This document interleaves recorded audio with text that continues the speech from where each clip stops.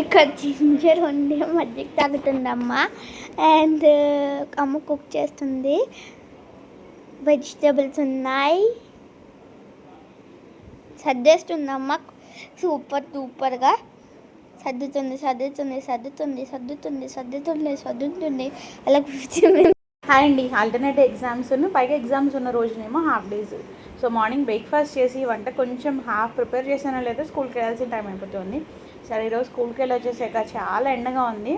సరే ఇంక వెళ్ళి వచ్చేసాక మజ్జిగ తాగేసి వెంటనే ఆ తర్వాత అల్లము వెల్లుల్లి పేస్ట్ చేద్దామని అయితే పక్కన పెట్టి ఉంచాను అనమాట అన్నీను. సరే ఇంకా అసలు దాంతోపాటు ఫ్రిడ్జ్లో ఏం వెజిటేబుల్స్ ఉన్నాయో ఏంటో అసలు ఏమీ గుర్తులేదు. పాడైపోతున్నా కూడా ఉన్నాయని తీసి అయితే పక్కన పెట్టేశానండి. లోపల ఇవైతే కడిగి పక్కన పెడదాము, ఆరేక మిక్సీ చేసుకోవచ్చు అని నేను అల్లం వెల్లుల్లి పేస్ట్, అల్లం వెల్లుల్లి పచ్చిమిర్చి కొంచెం మసాలా దినుసులు వేసి చేసేస్తానమాట.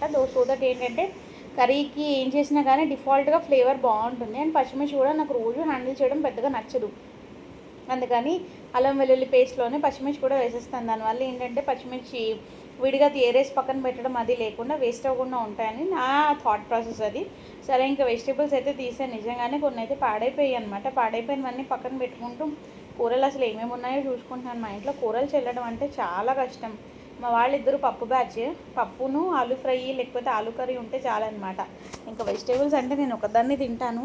సరే నా కోసం తెప్పించుకున్నవి ఏదో ఆన్లైన్ ఎక్కువ తెప్పిస్తాను నేను సరుకులు. సో ఆన్లైన్లో ఏదో ఆఫర్ ఉందని అది తెప్పించి ఇది తెప్పించి అలా నా దగ్గర 3 రకాల వంకాయ ఉందని ముచ్చటగా ఈరోజే తెలిసింది. సరే ఇంకా అన్నీ అయితే పక్కన పెట్టేస్తున్నాను.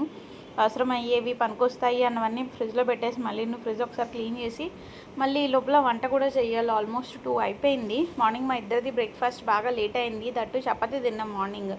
అందుకని ఇంకా వంట ఒక 10 నిమిషాలు లేట్ అయినా పర్లేదని ఇంకా నెమ్మదిగా చేస్తున్నాను. అన్నం అయితే మార్నింగే వండేసానులేండి.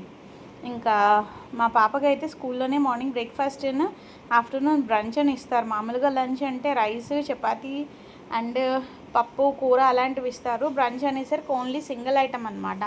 ఐదర్ పప్పు ప్లస్ రోటీ, కర్రీ ప్లస్ రోటీ, ఆర్ నిన్న బిర్యానీ ఏదో పెట్టారు. అలాంటి ఏం తిన్నా ఇంతకీ మధ్యాహ్నం? పర్లేదు చెప్పు. నేను మధ్యాహ్నం కర్రీ ఉండింది. కర్రీతో నేను రైస్ కర్రీ ఇచ్చారు ఈరోజు. సో తినేసి వచ్చింది. సో తను కూడా రాగానే తినదు, అందుకని ఇదిగో ఇప్పుడు 3 అవుతోంది. ఈరోజు సరదాగా మళ్ళీ వీడియో స్టార్ట్ చేద్దాం అనిపించింది.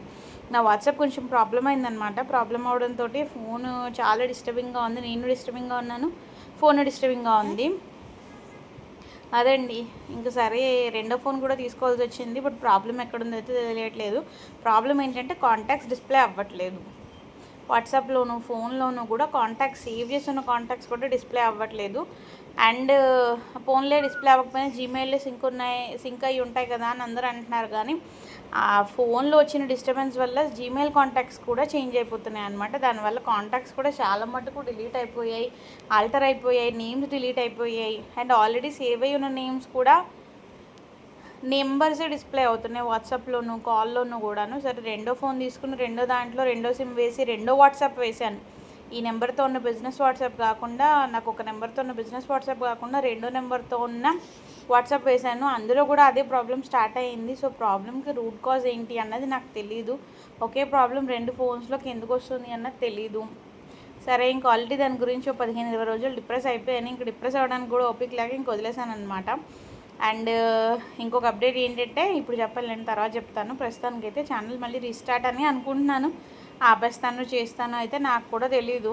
మీరేమనుకుంటున్నారో అయితే కమెంట్స్లో చెప్పండి. సరే నేను అల్లం వెల్లుల్లి పేస్ట్లో మసాలా దినుసులు అని చెప్పాను కదా, మసాలా దినుసులు వేసేసి చక్కగా ఈ పేస్ట్ చేసేసి ఫ్రిడ్జ్లో పెట్టుకుంటే 1 మంత్ వరకు కూడా అయితే నిల్వ ఉంటుందండి. మసాలా కూరలు నేను రోజు చెయ్యను కాబట్టి నాకైతే ఇది 1 మంత్ 15 డేస్ అయితే ఖచ్చితంగా వస్తుంది. పలావ్లోను ఇంకా దీన్ని రైస్ ఐటమ్ వండినా లేకపోతే కర్రీస్ చేసినా కానీ మసాలా కర్రీస్లోకి ఈ పేస్ట్ వేసేస్తాను అనమాట. మీ ఇంట్లో ఎక్కువ వాడేలా ఉంటే ఈ పేస్ట్ ఎక్కువ చేసేసి ఉంచుకోండి. ఏదైనా బయట అల్లం వెల్లుల్లి పేస్ట్ అయితే అస్సలు నచ్చదు.